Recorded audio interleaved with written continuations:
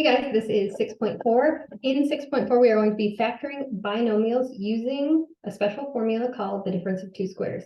It's going to be much quicker, but you don't have to use it. You can use all of the skills that we were learning in 6.1, 6.2, and 6.3 instead. This is just one alternate way of doing it because there is a special pattern that you might find helpful if you are able to identify perfect squares. Okay, so this method is called factoring the difference of two perfect squares. We're just going to do 9 examples, and that will be the end of the video. And again, you can use previous methods from 6.1, 6.2, and 6.3 to solve these problems. This is just a pattern that can be helpful. Okay, so to show this pattern, the problems we're going to be solving will be factoring, but to give you a visual of how to factor it. Okay. I'm going to multiply these two binomials together, and it will leave us with, I'm going to say trinomial, but it won't. All right, so we have the quantity x plus 9 times the quantity x minus 9. All right, we're just going to FOIL it. Remember, first outside, inside, last, or x times x, x times negative 9, and then inside, 9 times x, 9 times negative 9. All right, so first is x times x. Outside would be x times negative 9, don't forget the sign. Inside is going to be positive 9 times x. And then the last two are 9 times negative 9. Right? X times x just gives us x squared. X times negative 9 gives us negative 9x. 9 times x gives us 9x, and 9 times negative 9 is a negative 81. Combine like terms, we have x squared minus 9x plus 9x minus 81. Good, just normal FOILing. These two are like terms. We have a negative 9x combined with a positive 9x. Minus 9 and positive 9, I have negative 9 of the x's and I have positive 9 of the x's. They cancel each other out, and I'm left with x squared minus 81. So that means that if somebody asked me to factor x squared minus 81, I would say that it is x plus 9 times quantity x minus 9, right? And the pattern there is that a squared minus b squared equals always, okay? It always equals a plus b times a minus b. So that is the rule we are practicing today. The difference of squares is what that is. This is what the difference of squares looks like. A squared minus b squared is the quantity a plus b times the quantity a minus b. Good. All right. So this pattern is known as the difference of squares.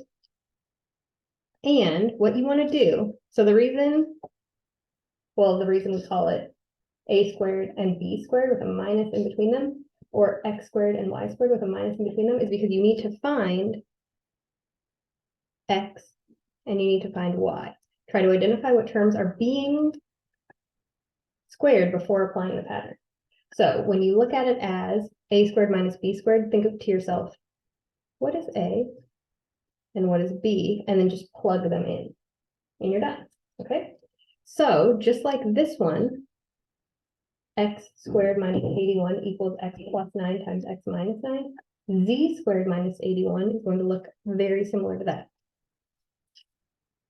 The last thing that I did not mention is that 81 is a perfect square. 81 is 9 times 9, right? And then x squared is, of course, a perfect square because anything to the second power is a perfect square. So x squared is x times x. All right, if you don't include the signs of because the minus is part of the formula. Part of the formula is the minus. So if you ignore the minus, you think, what is a? If a squared is x squared, what is b if b squared is 81? So what is the square root of 81? This only works for perfect squares, all right? So what is the square root? It's that simple. What is the square root of 81? It's 9. Good. So we're going to find the square root of 81. We're going to find the square root of z. I'm just going to keep going, okay? We're going to find the square root of 25x squared. And we're going to find the square root of 9. We're going to find the square root of 9 and the square root of w squared. We're going to find the square root of x squared and the square root of 9 divided by 49. The square root of 49x squared, the square root of 25y squared, okay? So we are trying to find perfect squares.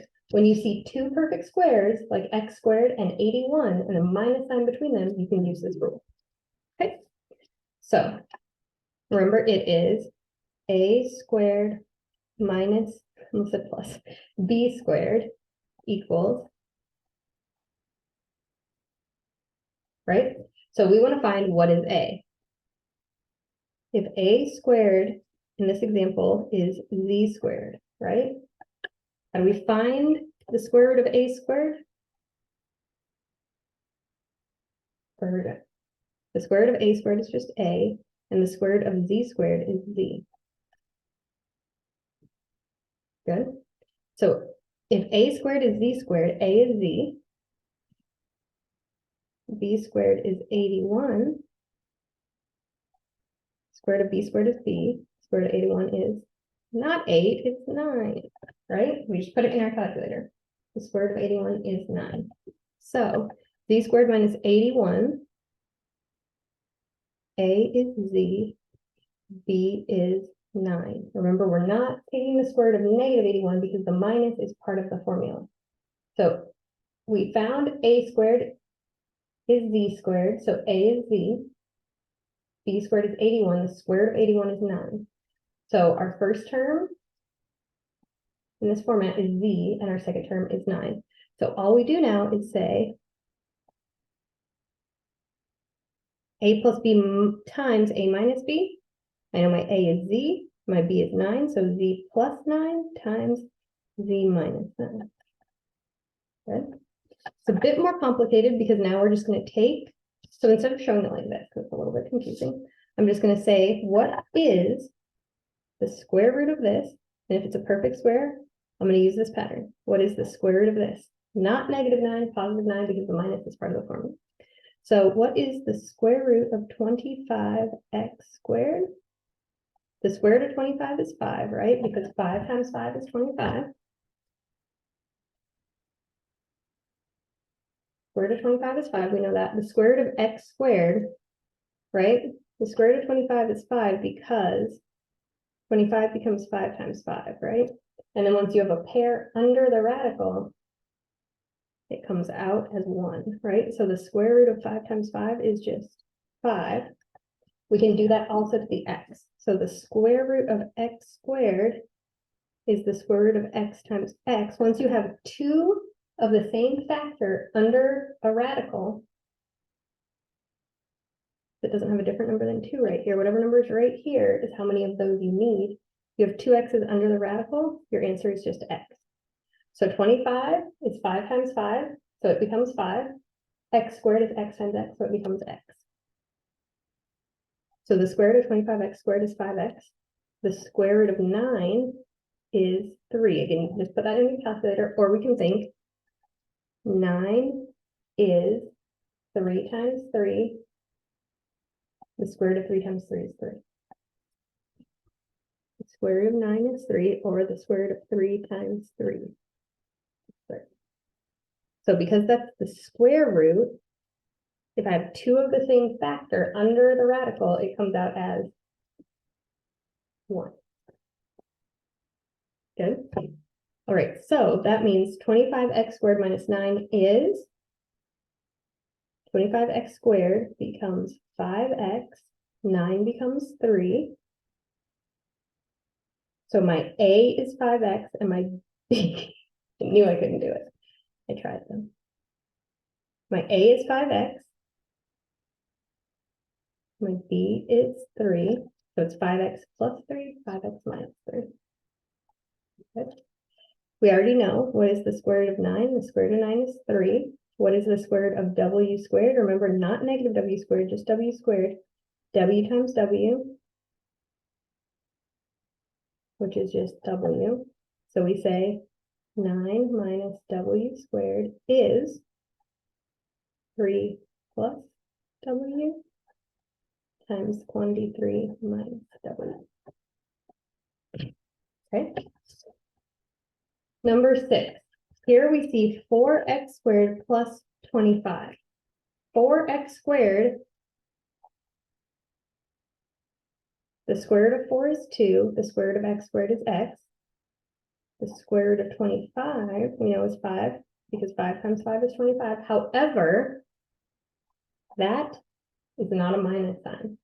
If you have two perfect squares that look just like two perfect squares with a minus sign, you have two perfect squares, but it's a plus sign, there is no answer to that. You cannot factor it any further. We call this a prime.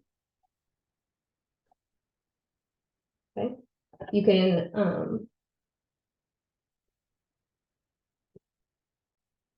do it other ways, right? The other ways from 6.1, 6.2, and 6.3, but you're never going to get a pair that makes sense. This is not factorable. Because if they're both positive, then when we multiply it out to, right? Let's just try it. So I'm not going to say it's prime. I'm going to say it is 2x plus 5. And then because that's a plus, I'm going to say it's 2x plus 5, right? Because 2x squared is 4x squared, and then 5x squared is 25. What's going to happen? 2x times 2x gives me that 4x squared. 2x times 5 gives me 10x. And then 5 times 2x gives me 10x. And then 5 times 5 gives me a positive 25. So I have those two that I needed, right? But look in the middle. Because I had a plus, I got 20x. I didn't get canceled out, right? X squared minus 9x plus, or sorry, x squared minus 9x plus 9x minus 81 becomes x squared minus 81 because of cancel. As that's a minus sign. When it's a plus sign, they cannot cancel. And what we end up with is 4x squared plus 20x plus 25. And if we tried the other way, right? So that's 2x plus 5, 2x minus 5.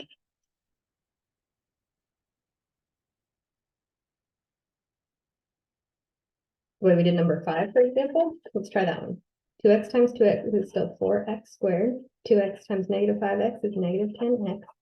5x times 2x is positive 10x, so it looks like those are going to cancel, right? That's good. However, positive 5 times a negative 5 is negative 25, and that's a positive 25, so that still doesn't work. That's 4x squared minus 25. So we did not get to it either by the formula we're practicing today or by slightly altering the formula because, oh, it's just a positive sign instead of a negative sign, so I'll use a positive sign instead of a negative sign. It leaves you with an extra term in the middle. Okay, so we just call those prime if you see them. On to number 7. Number 7 looks scary because it's a fraction, but we can still use the rule. And remember, there is a rule for taking the square root. All right, so we're just going to take the square root of x squared. The square root of x squared we know is just x. There is a rule, I got ahead of myself, for the square root of fractions. So it looks scary, but I'm going to square the top and square the bottom individually, not scary anymore. So the square root of a big scary fraction, what? But the square root of 9 is 3. The square root of 49, I think, is 7, because 7 times 7 is 49, right? So the square root of 9/49 is actually just 3 over 7. So this becomes x plus 3/7 times x minus 3/7. So when you have a fraction and you don't like fractions and you immediately get confused, just try. So I need to take the square root of a fraction. That's crazy. If I put it in my calculator, it's not going to be super simple. Square root of 9 divided by 49. That's not just like a number, right? That's a decimal, which is a number, but it's not a whole number. But if I do them each individually, the square root of 9, the square root of 49, 3/7, we confirmed it, right? So we said the square root of 9 divided by 49 looks not as simple as 3/7. But if I just type in 3 divided by 7, I get that same number. Just like 9 divided by 49 looks scary, but it actually isn't. It's actually the number 9 divided by the number 49. I take the square root of 9, I get 3. I take the square root of 49, I get 7. Good. All right, here we have extra terms, right? 40, or not extra terms, but we have different terms. So this is x and this one's y, but they're both squared, so it's okay. So we're just going to say the square root of 49x squared is, the square root of 49 we know is 7. The square root of x squared we know is x. And then the square root of 25y squared, the square root of 25 is 5, the square root of y squared is just y.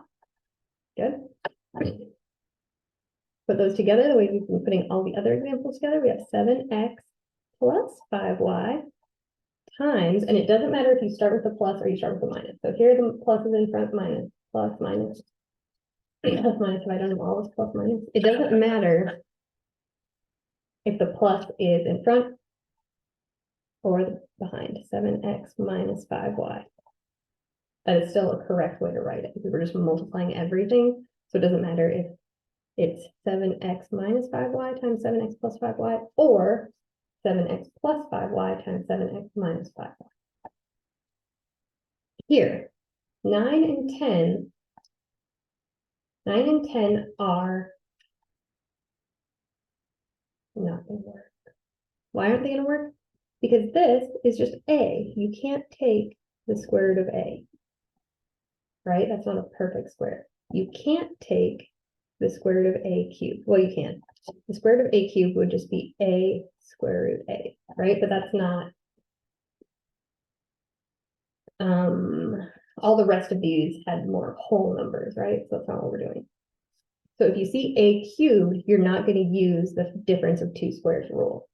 If you see just the letter a that's not squared, you're not going to use the difference of 2 squares rule. However, you can look at both terms and make sure there's nothing to divide out. So 9a cubed divided by a, for example, and negative 25a divided by a, right?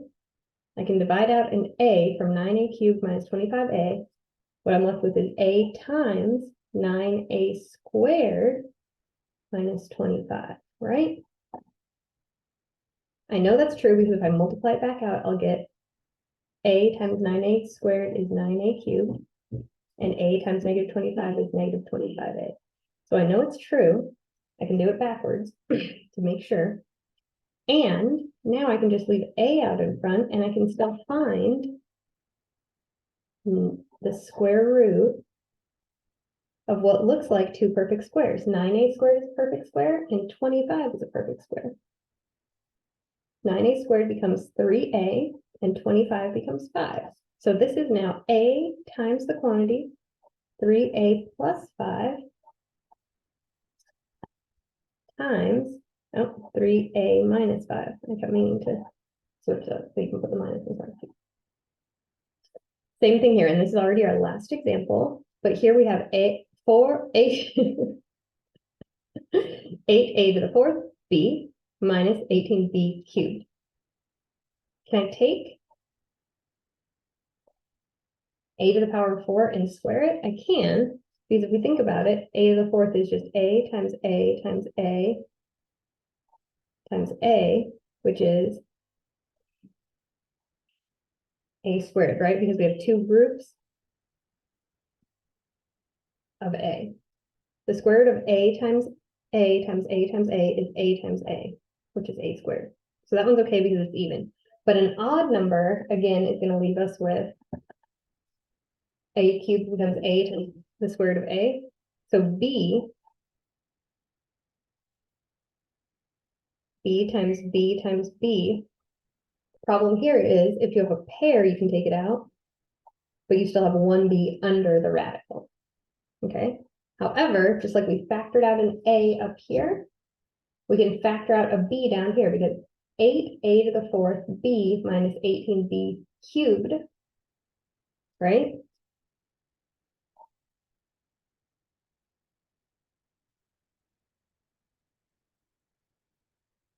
What is common both 8a to the fourth b minus 18b cubed? A b. If I can factor out a b, I can also factor out a 2. 18 divided by 2 is 4. Or sorry, 8 divided by 2 is 4. 18 divided by 2 is 9.